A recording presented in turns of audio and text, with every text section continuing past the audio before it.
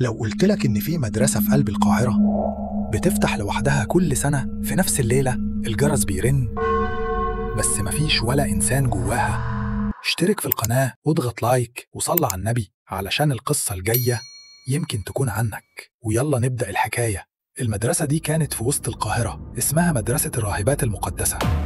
اتقفلت من أكتر من 30 سنة بعد ما حصلت فيها حادثة كبيرة محدش عارف تفاصيلها.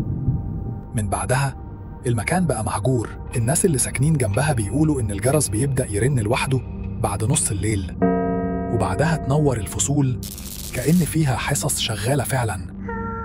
وساعات بيشوفوا من الشبابيك ظل ناس قاعدة على الكراسي وبيتحركوا بنفس النظام.